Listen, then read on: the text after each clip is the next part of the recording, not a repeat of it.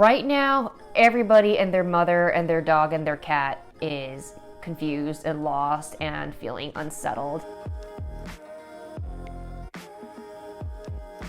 Hey guys, welcome back to my channel. It's been a minute. In this channel, we talk about how to use mystical tools to hack personal growth. I know it may seem like I have everything figured out. After all, my job is to give you answers, and I am the only verified tarot reader on TikTok. I don't know if that's a good thing or not. Like, that's actually kind of scary because I know there's like a ton of good readers out there. I live in a perpetual state of confusion 24/7. Like, literally, I'm confused as fuck all the time. I mean, I'm a reflector according to human design. Like, we change every second, every minute. Like, you think you figured me out? Psych. I haven't figured me out either. When I tell people, know what you want, that's not just for you, that's for me too. It's like a mantra for me. Anyway, I think it's safe to say we're all really confused right now. It's just a confusing time. The truth is, there were always issues bubbling underneath. We just didn't want to face it until, quarantine. We were always lost. We were always confused. I think people were always very lonely. The issues that the collective was just not facing, we were forced to face it, like forced to be home and forced to self-reflect to a point where we're all gonna throw up now. There's a reason why I keep talking about 21 days of major arcana. There's a reason why I keep talking about finding your star. There's a reason why I go live once a month with all my students talking about these things. It's because now is a time to really dig deep and do it properly this time. The way our brains are wired, the way we understand family dynamics, gender dynamics, political issues, religious issues, societal issues, the way we understand and process all these systems in our lives and categorizations, they're just not working anymore. That's why we're feeling out of sorts and out of place. So how could you set up your life in a way that you no longer feel lost? And when you do, that's okay. Maybe feeling lost can be a little bit normalized. Like, I feel lost every single day. So when people come to me and they're like, I feel lost, I'm like, really? Me too, but like since birth. Jokes aside, I am super excited for this pick a card for you today because we're gonna look into why you feel lost, where you're headed, and some advice from Spirit and the universe. I got new decks as a gift from my friend Kathy, shout out. Just like the last video, extended reading is available to members only, so you are welcome to become a member. And if you want more information on how you can take 21 days of major arcana and find your North Star and see if it's the right fit for you, the link to the courses are in my description below. It's great for people who want a spiritual reboot, and if you don't know what to do next in your professional chapter, Find Your North Star is a great course you can check out. I had a bunch of students who took it and said it was a game changer. We're looking at your energetic DNA and kind of figuring out what is your soul purpose, what is your life purpose. So without further ado, let's get into your reading. Pile 1, let's get into your reading. I'm actually super excited because there's like so much dope deck. Oh my goodness. It's a party. When you give a tarot reader a new deck of cards, it's a party. Anyway, we have the Lovers, Page of Swords, Nine of Cups reversed, Nine of Wands upright, Queen of Swords upright, Eight of Wands upright. Okay, great. And saving the best for the last. Okay, we have Gemini energy here, a lot of fire. This is a very air and fire heavy energy, but doesn't have to be. So if it's not applicable to your chart, don't worry about it so much. Okay, there was a lot of confusion around decisions and choices around what you want and need in a partnership. You're coming out of a time when you were with someone for a long time, when you were in a relationship for a long time, maybe you were in a series of situationship. I think my audience know this about me, but I'm not super tied to labels.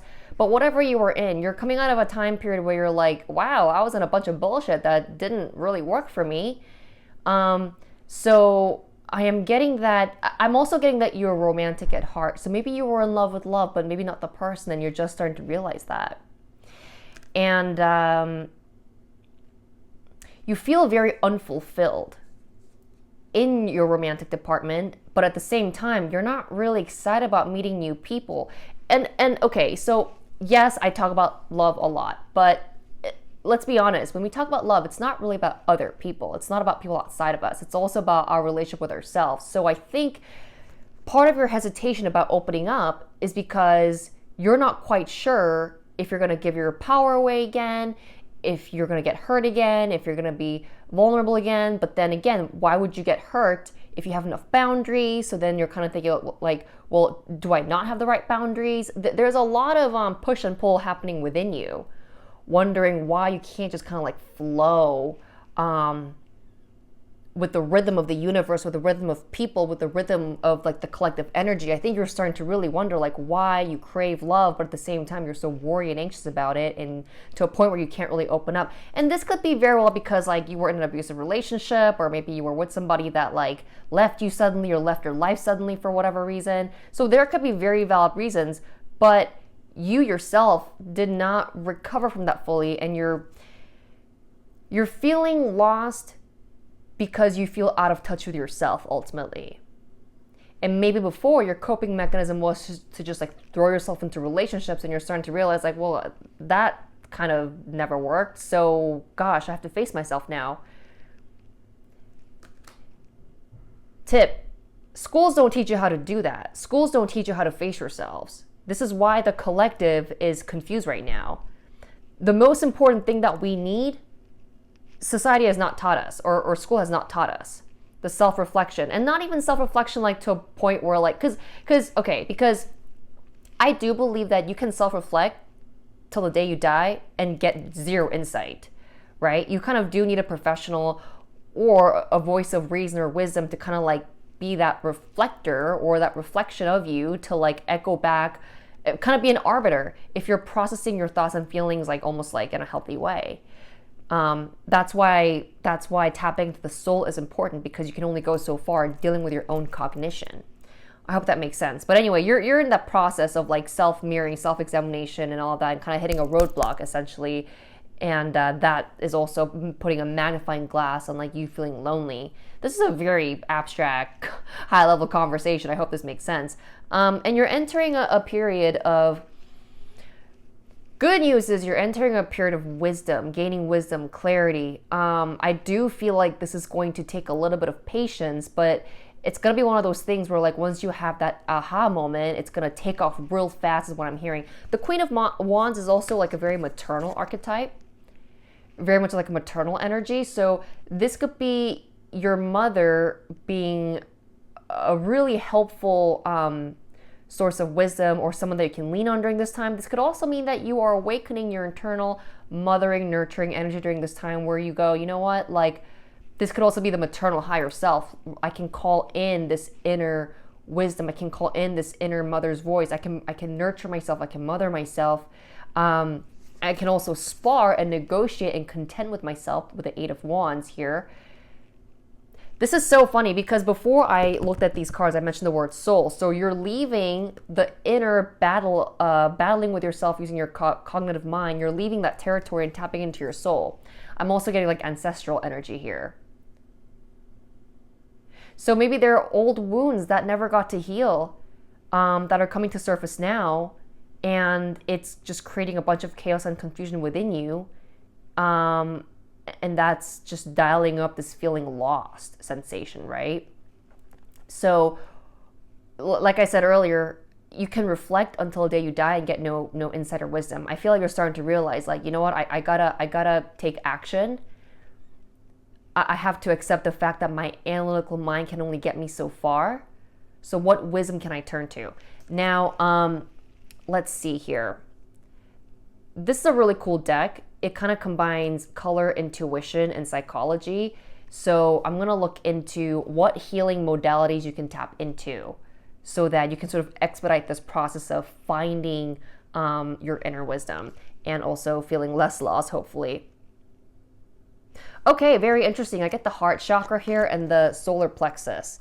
So the specific words that we get is rest and caution. And just so you know, I don't know these cards before I pick. This is super live reading almost. Okay, very interesting. I am feeling like, well, first of all, this makes total sense. You're fatigued. You've reasoned and debated with your analytical self to a point where you're like, oh God, okay, I'm exhausted. I'm spinning my wheels. I'm not getting anywhere. You need to almost stop the shadow work. Stop the inner child healing. Stop all the spiritual self-reflective. It's like too much. It's too much with no results. Or maybe you're doing too much therapy. Maybe you're self-medicating. This is not rest. I don't feel that this is rest as in you need to go to bed and sleep more. I don't think it's that kind of rest. I think it's like the cognitive rest that's required. The self-medicating, whatever it is you're doing to heal yourself is not, it's overkilling. It's overdoing it. So you got to stop doing that. The overindulgence of spiritual healing is just what I heard. The other thing is caution. So this is interesting. What just flew to me is that you might have an inflated sense of ego all of a sudden. You know, maybe you were codependent in the past, and after that inner work, you're like, I deserve more. And now you're starting to flip into narcissism. This is not everybody, but some of you. And you're starting to realize that maybe you gave your power too much away.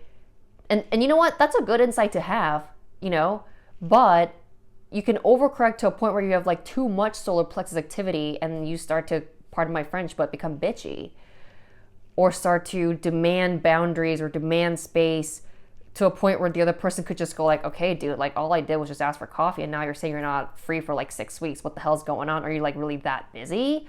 You know what I mean? Like, so this is all about the work that you've been doing is getting too much. So take a step back and ask yourself, okay, am I pumping my ego up to a point where like I'm actually not healing, but like going the opposite direction and like doing even more self-sabotage? I hope that makes sense. This is a very like mystical speak. And I'm gonna pick one of these two cards here intuitively. Patience. Interesting. So, isn't this beautiful, by the way?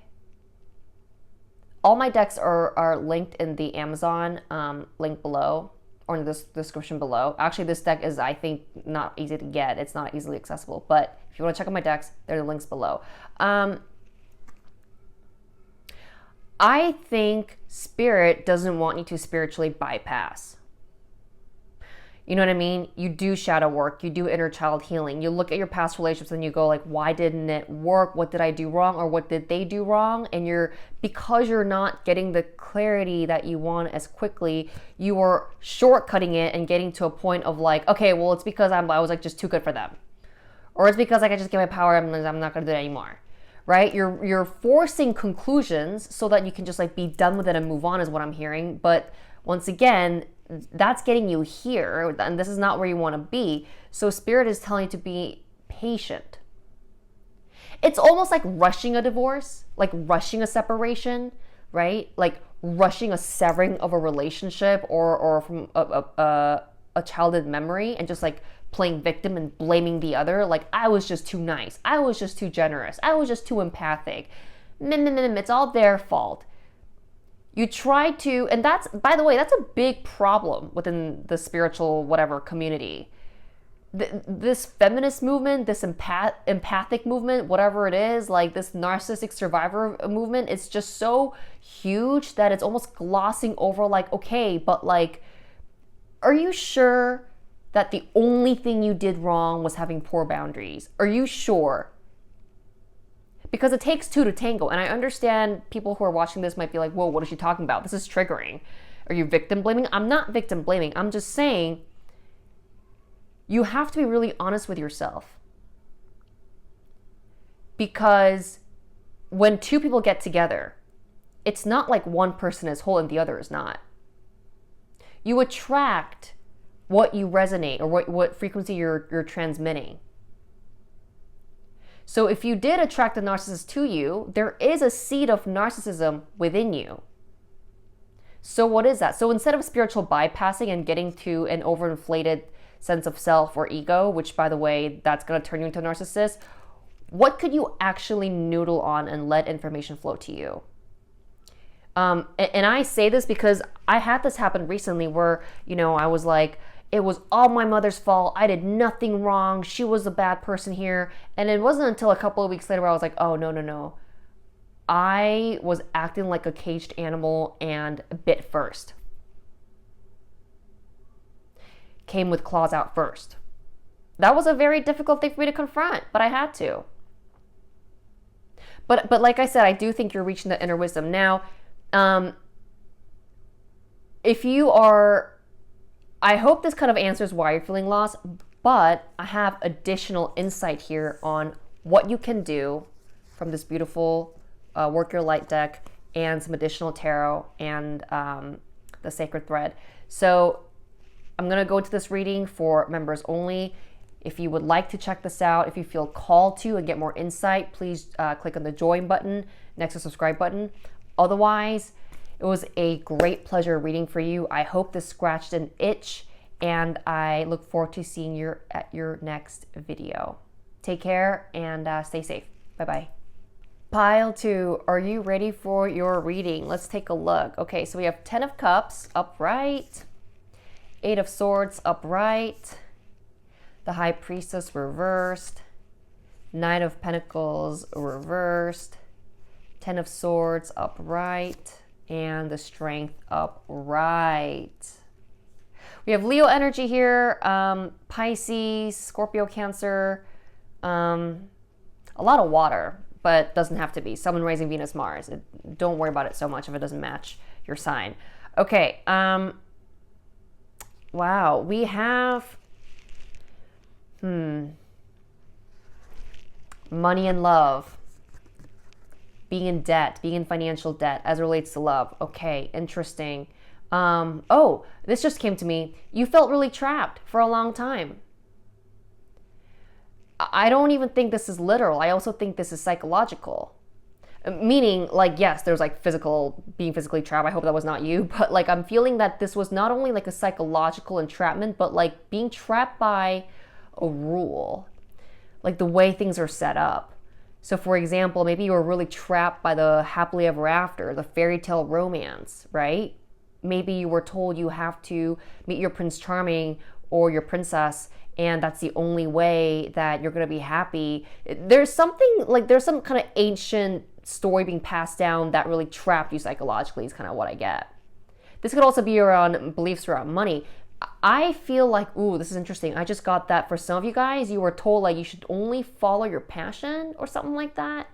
Like you should do what makes you happy and what you love. And the thing is, that is also very toxic too. And I gotta be careful because I do tell people follow their passion. I do say that, but I gotta clarify what that means because that's not always helpful and that's not always true. Because passion is an evolving thing. So you could genuinely be doing something that you're passionate about 1 minute and next minute go up, but I'm not passionate about it anymore, and that's fine. So maybe you feel bad because you're like, why does my passion keep changing? Or why do I not have a passion? Or does that mean I can't make money? Like, I feel like there is some, like I said, some like cliche mantra that's been like echoed to you multiple times that now you feel bad that you can't live that mantra, whether it is around money or love. So what I am getting, ooh, your intuition is blocked. By the way, boom, that's why you feel lost. Because the old stories and beliefs are just not serving you and you're kind of like, is there something wrong with me? You know? And it's really also blocking your intuition. That anxiety, you clashing with these beliefs is really creating a lot of mental blocks and blocking your intuition. I'm also getting that you're out of inspiration as far as like how you can make money moving forward. I feel like you want to kind of enter something spiritual wellness or healing related, but you're like, I don't know how to do that. I feel financially blocked. Like, I don't know how I can like make money doing spiritual things. There's a lot of hangups around how to make money next. And for a subset of you, you want to do something spiritual and healing and energy related, which is cool. I subscribe to that. Duh. Hello, look at me. But for you specifically, there's hangups around how to go about that, how to execute on that. It could also be just like you want to do genuinely what you want to do creatively, but what is it, right? There's a huge hang up around like, what is it? Yeah, I see a professional change coming right up with the 10 of Swords and the Strength. So you're going to have to figure out, you're going to have to bite the bullet, do the tough work, go deep within and figure out what it is you should do next. I actually feel for many of you guys, there's a professional change coming that's very strong here. I'm getting pulling the roots out and replanting the seeds for the next chapter of your life. And that's going to take a lot of strength. I know, I can already feel some of you guys like groaning, like, really have to do that? I'm already exhausted from this quarantine process. Yeah, I know, but you have to do this. Whoever picked this is a great candidate, by the way, for Find Your North Star if you're like, I don't know what to do next. Like, I highly recommend, once again, course in the description below. But in all seriousness, you're definitely, if you're not already considering quitting your job, I recommend thinking about what's next, because you're going to be ushered into this real fast. Now, let's look at these decks. I got these as a gift. They're amazing. I wanted to expand my vocabulary and my lexicon to describe the energy that I was seeing, and these are just perfect. So these are cards that combine color therapy, intuition, and psychology. Ooh. Perfect sense. Makes perfect sense. Pain and success. It's crazy, right? Like how this stuff works.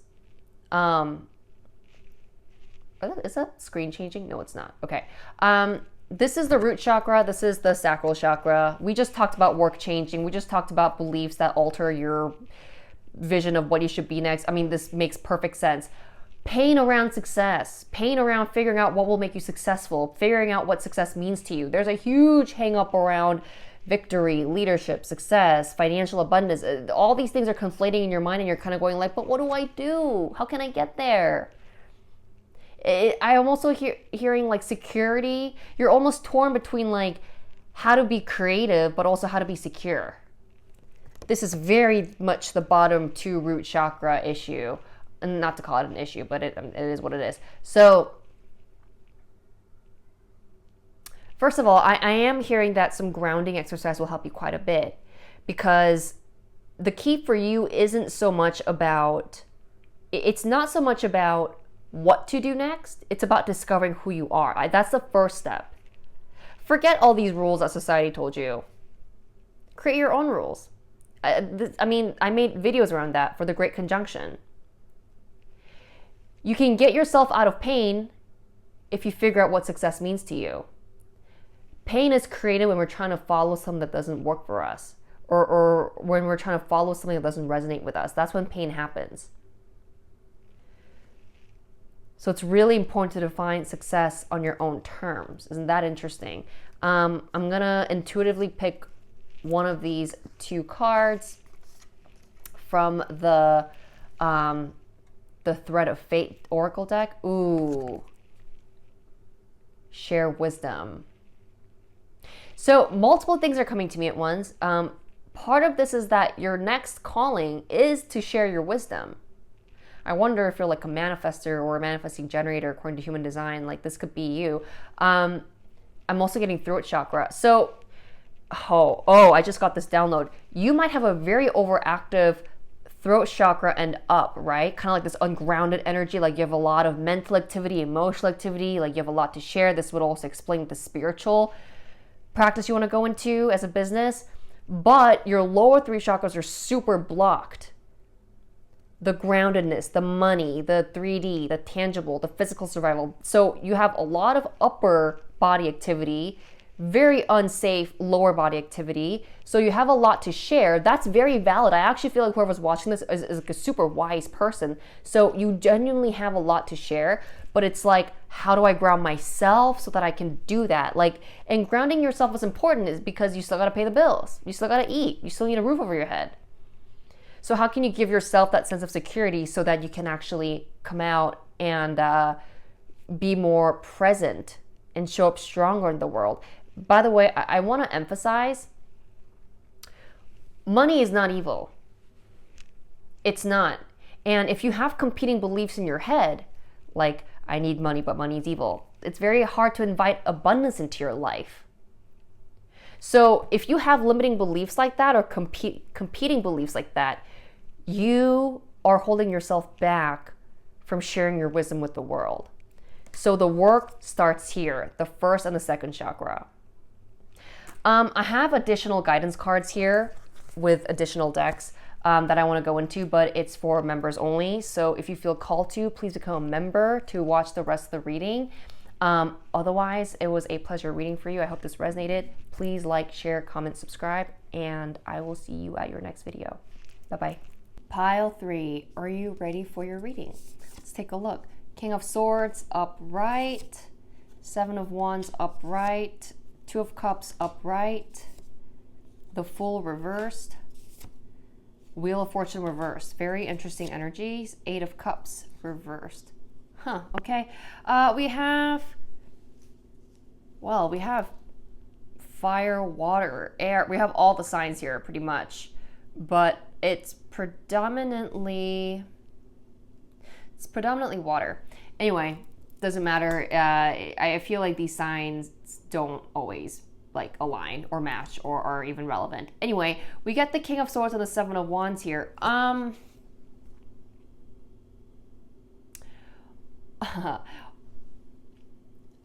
feel like many of you guys who are watching this were dealing with a very difficult male in your life.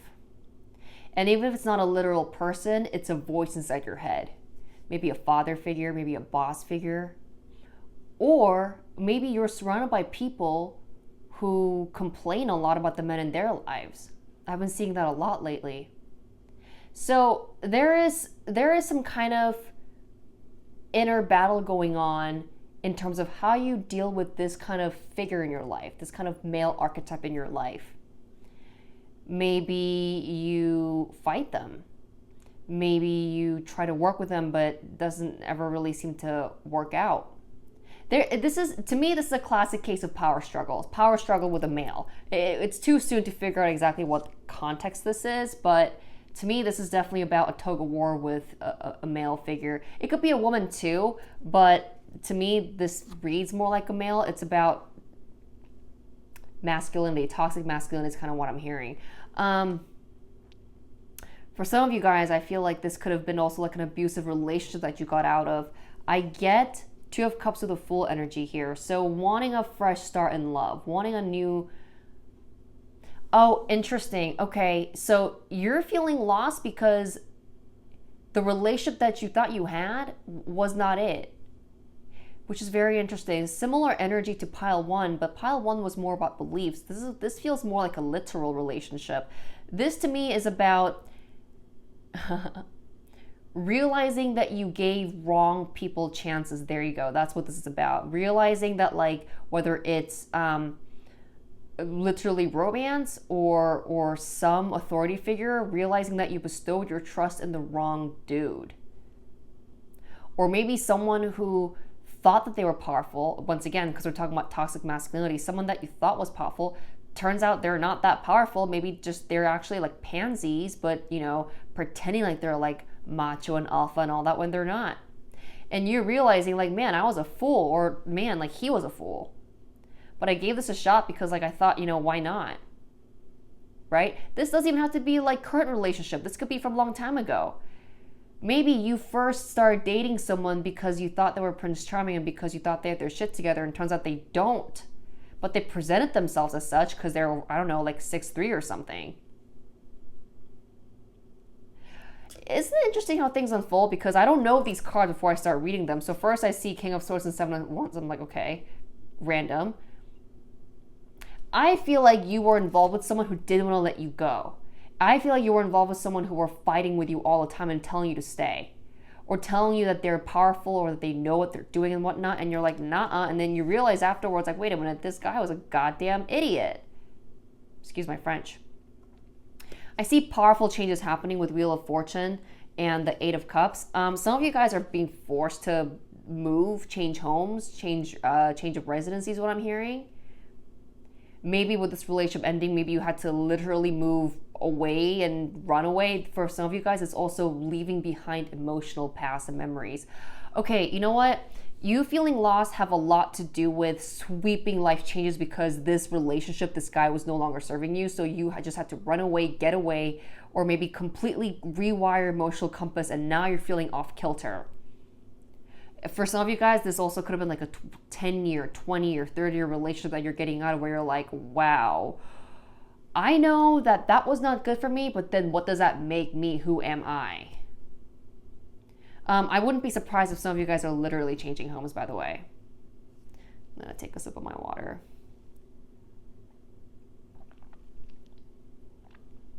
Big chapters closing.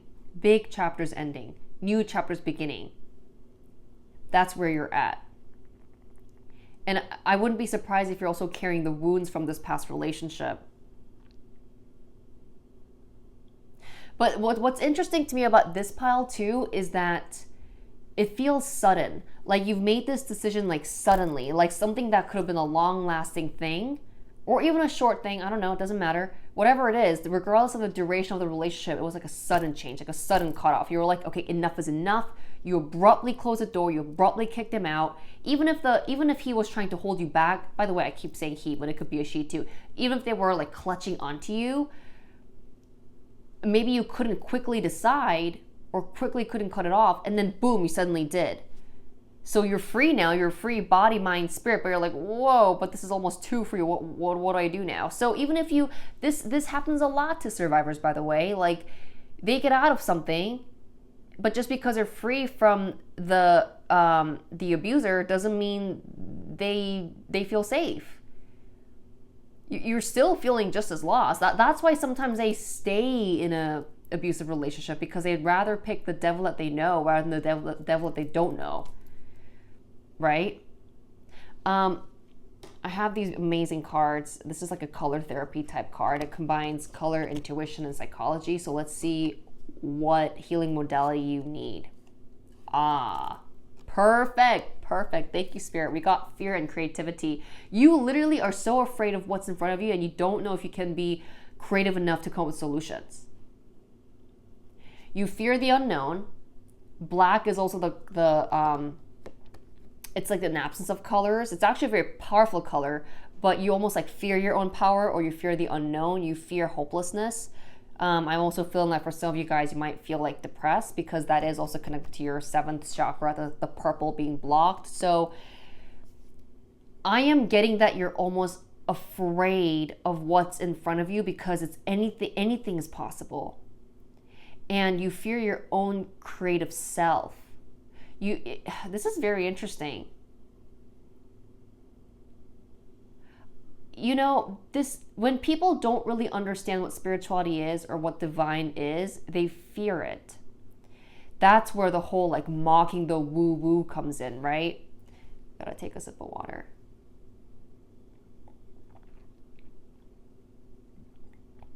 This is where like fearing the unknown comes in. This is where lack of faith comes in. You need to control everything. Someone used to control you. You hated it, but it felt comfortable. Now that nobody's controlling you, you're like, oh, I have to like carve out my own path now. I gotta be creative. What? No way. Divine is constantly showing you what's next and what to do next. But if you're too scared to take that hint, then you could feel hopeless.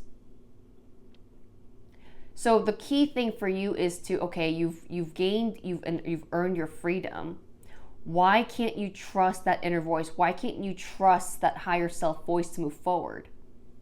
Why do you constantly fear the unknown? Change happens when you step into the unknown. Tip for you right there. I have by the way, I also want to mention that for the 7th chakra, it is, like I said, it is connected to depression if that is blocked, if that creativity is blocked. For you guys, I would highly recommend practical meditation. By what I mean by that is like, stop doing all this weird stuff like calling in your ancestors and like your spirit. Stop doing that. Like, because some people like jump straight to like the Archangel Michael type shit. Like, stop. Do practical meditation, like sitting on ground. Well, right now it's cold, but like doing something earthy. Practical meditation meaning like, you know, maybe as you do your dishes, listen to like binaural beats. Or as you like clean the house, listen to binaural beats. Like something that's like very like mind, body, spirit, instead of like jumping straight into the 5D realm. That is going to start, it's like baby steps into you connecting to your higher self. I have these additional cards that are for members only. If you feel called to, please become a member to watch the rest of the reading. These are pretty cool, I have to say, based on my first 2 piles. So once again, if you feel called to, please become a member. Otherwise, it was a pleasure reading for you, and I hope to see you at your next video. Okay, take care. Bye-bye.